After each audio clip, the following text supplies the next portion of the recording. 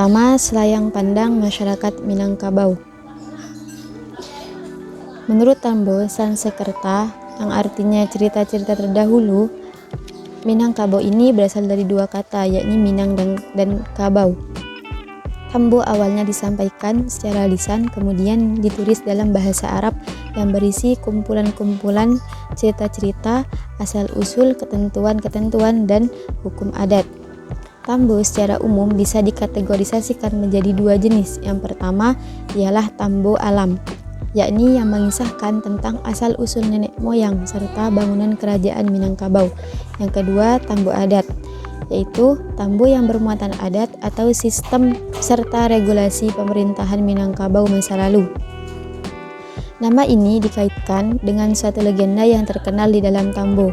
Dari Tambo tersebut, konon pada suatu masa ada satu kerajaan yang asing, yaitu kerajaan Majapahit yang datang dari laut yang akan melakukan penaklukan. Untuk mencegah pertempuran, masyarakat setempat mengusulkan untuk mengadu kerbau. Pasukan asing tersebut menyetujui dan menyediakan seekor kerbau yang besar dan agresif. Sedangkan masyarakat setempat hanya menyediakan seekor anak kerbau yang lapar. Dalam pertempuran, anak kerbau yang lapar itu menyangka kerbau besar tersebut adalah induknya. Maka anak kerbau itu langsung berlari mencari susu dan menanduk hingga mencabik-cabik perut kerbau tersebut. Kemenangan ini menginspirasi masyarakat setempat memakai nama Minangkabau yang berasal dari ucapan Manangkabau yang artinya menang kerbau. Kisah ini juga dijumpai dalam hikayat Raja-Raja Pasai yang menyebutkan bahwa kemenangan ini menjadikan negeri yang sebelumnya bernama Pariangan menjadi nama Minangkabau untuk menyebut sebuah nagari, yaitu Nagari Minangkabau yang terletak di Kecamatan Sungayang, Kabupaten Tanah Datar, Sumatera Barat. Selanjutnya, latar belakang berdirinya kaum Padri. Gerakan ini lahir pada tahun 1803 sampai 1820 Masehi yang dipelopori oleh ketiga ulama pembaharu atau trio haji, yaitu Haji Miskin, Haji Sumani, dan Haji Piabang yang berasal dari Minangkabau. Gerakan ini muncul semenjak kepulangannya dari ibadah haji yang dipengaruhi oleh gerakan Wahabi, di mana ketiga orang tersebut telah banyak menyerap paham pemurnian yang dilakukan oleh golongan Wahabi dengan cara revolusioner.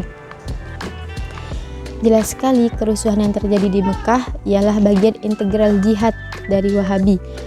Mereka menghancurkan kota-kota, merampas hak milik, melarang memakai pakaian sutra, menggunakan tasbih, dan menghisap tembakau, serta memberlakukan kewajiban ibadah sholat secara ketat.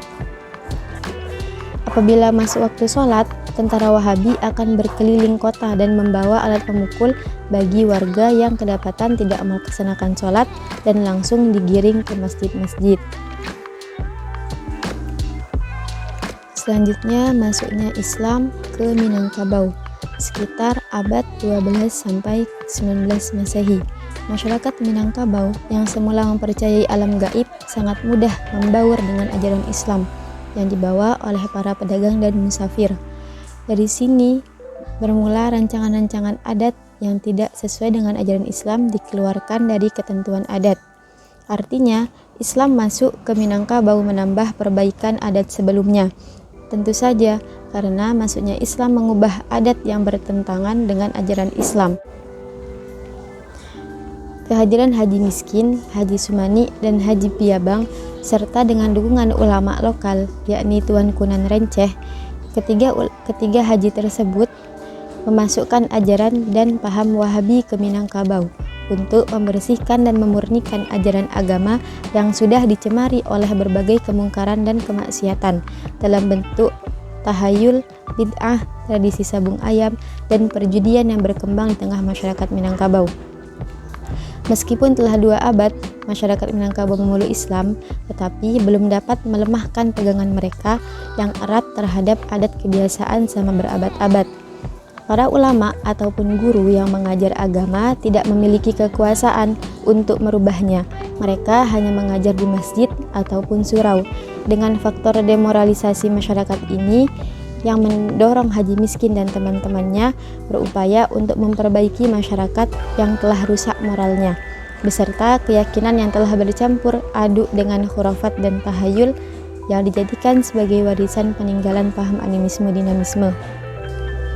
Upaya mereka lakukan dengan mengajak masyarakat untuk kembali kepada syariat agama pada zaman Rasulullah dan sahabat, tetapi tidak mendapat respon yang baik dari masyarakat dan tokoh-tokoh adat. Dengan adanya penolakan ini, Haji Miskin dan teman-temannya mengambil langkah dengan menggunakan metode dakwah radikalisme revolusioner. Sebab dengan cara dakwah yang damai dan sofistik, sebagaimana telah dilakukan oleh Tuanku Kototuwo, seorang ulama yang disegani dan terkenal di Minangkabau, tidak memungkinkan untuk memperbaiki kondisi masyarakat yang begitu parah. Selanjutnya adalah pola pergerakan Padri. Pergerakan Padri sendiri dilakukan pada awalnya adalah dengan jalan damai oleh tokoh adat, tokoh agama, dan juga masyarakat untuk membentuk suatu kompromi dakwah yang akhirnya nanti diterima oleh masyarakat. Kemudian Haji Miskin beserta Datuk Batuha ini tidak hanya menyebarkan agama Islam murni ini, tidak hanya di masjid dan langgar-langgar saja, tetapi juga tempat di mana masyarakat Minangkabau ini biasa menghabiskan uang mereka, seperti di pasar. Banyak terjadi sabut ayam, kemudian perjudian, kemudian minum arak, dan lain sebagainya.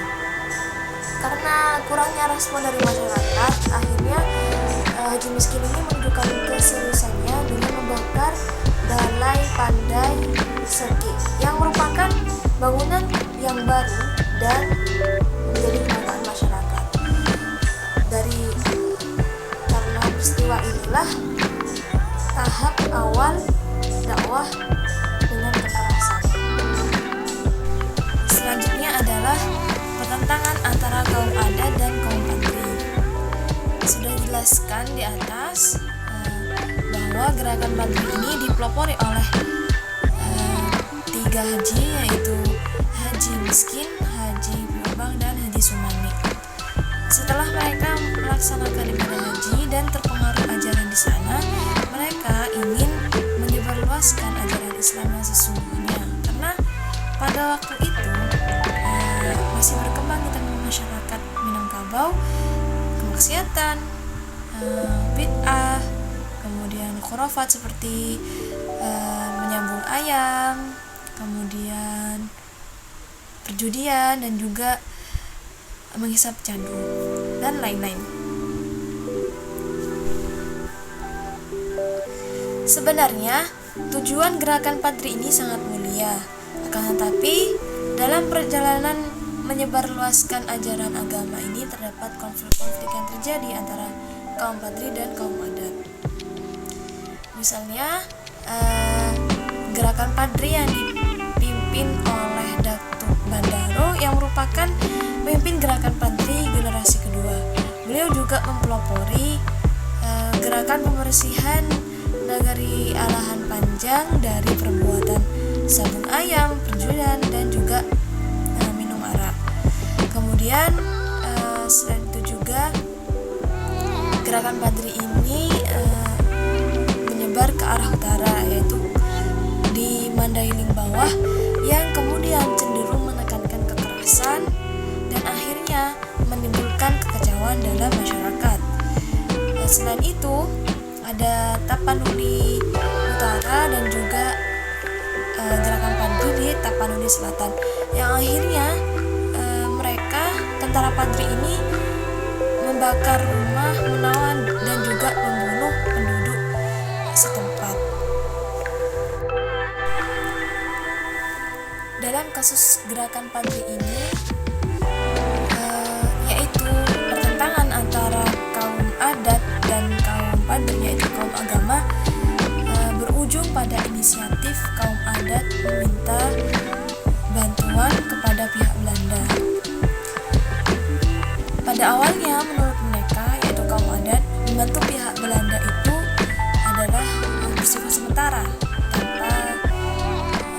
lepas tanpa adanya beban rakyat. Tapi pada kenyataannya berujung pada pemaksaan yang pada akhirnya tidak mampu untuk menolong. Yang berikutnya yakni negosiasi antara kaum adat dan kaum Padri. Puncak dari Perang Padri yakni terjadi pada tahun 1833, yang mana pada tahun ini kaum adat dan kaum Padri bersatu padu untuk melawan Belanda. Persatuan ini bukan hanya dalam ranah politik atau dalam rangka berperang melawan Belanda saja, tidak. Tapi persatuan antara kaum adat dan kaum Padri juga terjadi dalam ranah keagamaan. Bukti dari persatuan itu yakni sekarang kita mendengar di Minang ada Gium, adat Basandi Syarak, dan Syarak Basandi Kitabullah. Tapi sebelum sampai pada fase itu ada beberapa tahapan. Tahapan yang pertama yakni adat dan Islam mulanya itu berjalan sendiri-sendiri, artinya independen. Sehingga di fase ini ada Gium, adat Basandi Patwi dan Aula, dan Syarak Basandi Dalil. Kemudian pada proses berikutnya yakni mulai ada persinggungan antara Islam dan adat, mulai ada timbal balik. Sehingga di fase ini ada Gium, adat Basandi Syarak, dan Syarak Basandi adat. Kemudian pada fase terakhir adat dan syarak itu sama-sama saling melengkapi, bahkan syarak atau Islam itu menempati altar tertinggi di atas adat. Sehingga di fase ini ada Gium, adat Basandi Syarak, dan Syarak Basandi Kitabullah. Artinya adat itu bersandikan syarak. Artinya syarak atau Islam itu berada di atas adat.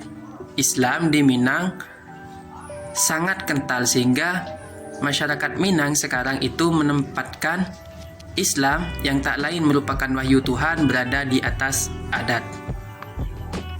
Mungkin cukup sekian dari saya. Assalamualaikum warahmatullahi wabarakatuh.